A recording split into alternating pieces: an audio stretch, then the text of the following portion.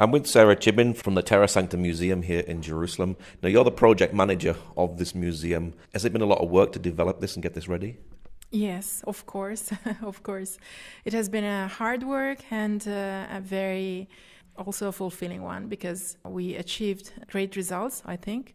We have been working for 2 years by now to having this museum ready for the opening the end of this month. And yes, we had to do a lot of restoration works because we exposed new spaces inside this building that were forget since long time, but they're very important. They date back to the Byzantine time, Crusader time, and Mamluk time. So we think the work was worth it because the result is very interesting and also added something to this part of the old city. So it's very, very important work we did here. And then there is also the scientific work that was directed by Father Aliata, but with the help of other archaeologists from Italy and worldwide. So it has been a teamwork, really. It's very important. Is location very important because you're very close to the Via Dolorosa? Tradition says this is where Jesus was condemned. You've got Roman stone floors and you've got archways. It's just an amazing place to be, isn't it? Yeah, definitely. And this is the very important part for us because it's part of the identity of this place and also of the identity of the museum. It's not really just another cultural institution in Jerusalem. It's something that belongs to the Franciscan, that belongs to this place of faith, of prayer, and we really wanted to give something to the people coming here. They're coming here because it's a holy place. And I am sure that when they are here, they also have questions about the history of the place, the archaeology, to understand better Jerusalem, to understand better the history of the Holy Land. And this is the thing that we want, the tool that we want to offer them. So it's not in competition with the faithful and would say religious purpose of being here. There's something to add to this. So for people to be more aware of what they are doing and what they are seeing when they come here. How did you choose what you wanted to put into the museum? That comes from the history of the museum, you heard from Father Eugenio that the museum was founded because of the school of the Studium Biblicum Franciscanum, and because of their interest in the places linked with the life of Jesus. So we wanted, and we had in mind, the experience that people have when they come for a pilgrimage in the Holy Land. So that was our guide. Like, we know the kind of experience, very strong spiritual and emotional and personal experience that anyone can have coming to the Holy Land. And we also knew that the collection here are a very useful tool to make people understand better these things. So that's the guide that we had to choose all the pieces. That was the idea. How and what can help people understand better. And we had this in mind very strongly because sometimes maybe you are more driven by, I don't know, one thing is more rare than another one, or one thing looks more aesthetically appealing.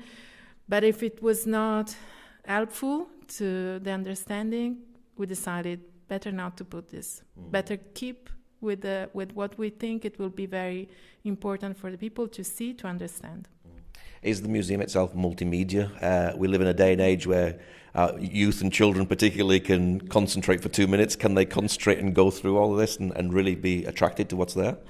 Yes. This is another big part of the project. We teamed up with a firm in Italy, and they are providing us with some tools that I think will be very interesting. We have 2 projections inside the museum, one at the beginning to show the history of the Franciscan archaeologists, and one at the end to give like a graphic presentation of the places and all the things that people can see walking in the museum. But the other thing that I really like is the app. We are developing an app to visit the museum. This app, it will be a very important tool because it gives you the information in the language that you want. So we are open for everyone, and this, especially in Jerusalem, actually it means the word worldwide. So we are aware that even though English is very well known worldwide, it's not the only language. So we will provide also other languages to the people, but also other information and other, we are adding more things in the app, some small videos, some graphics, maybe a little interview, things that can give you an insight on one object or one term, one period. Because yes, that's true, we need to be more interactive. I think the museum is very special because it has this sense of discover, of because the building and the rooms are ancient. You're like a little explorer that is going through these small rooms, but we also need this. So we preserve the atmosphere of the ancient rooms without putting anything modern inside, but we give this thing to the hub. How old is the building here? Different ages. We have the antique remains, so ancient remains starting from the time of Herod until the Mamluk times. And then you have the building that was built by the Franciscan in 2 times. One is the 1902, the foundation, and then they added another part in the 30s. So you have different ages in the building. What's your favorite part of the museum? My favorite part definitely is the daily life room in the Mamluk courtyard, because I really discovered new things about the Gospels. When you read the Gospel, you have this experience of Jesus talking about things that should be probably normal at the time, but are not normal for now, for today. So you don't really get the meaning. So you are like, I don't know, I can remember one example when he says, like, there are 2 women at a greenstone, one is taken, the other is left. Okay, then there is all the meaning about salvation and everything, but the example itself to me made no sense. Like, why 2? One is doing the work and the other one is looking at her. But when I saw the greenstone, I understood. It's so heavy that if one woman is just trying to move the stone, it's impossible. So you need another person to help you to move this stone. If not, you will be not doing the work. So I said, okay, now finally I got this example. Why are 2 women at the same stone? Because if not, they would not do the work. And there are so many examples like this one. All the room was put on display with this in mind, this idea in mind. So we give the example that is given in the Gospel, because it's a very important source for daily life at that time. And then we show you the object, so you will see by yourself how it is the meaning of the thing. So the museum itself will help you to really understand the Bible much, much more. Yeah, definitely. And this is why we wanted the museum, because it's also part of the identity of Jerusalem to be Christian, and this is part of the mission of our museum. So to make Christians understand better themselves, and also to help the others to understand Christian better, because it's like the beginning of the dialogue.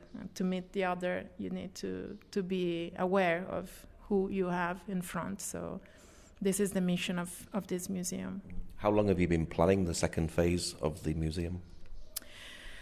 Very long time, I have to say, because the original plan was set up some 5 years ago. So we had a phase of designing and making the project, and also to collect the funds, and then to make it possible to start the works and to make it real as it is now.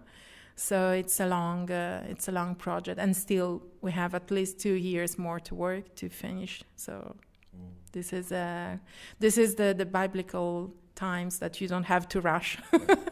We are here for that, so we know we have to be patient. What's your prayer finally for the museum itself? My prayer is that we can really help people here to understand who they are, and to be proud of their identity, to use this as a tool for peace, because this is something that we all feel very much needed in this land, and especially in Jerusalem, and to be a place of dialogue. This is what I really hope.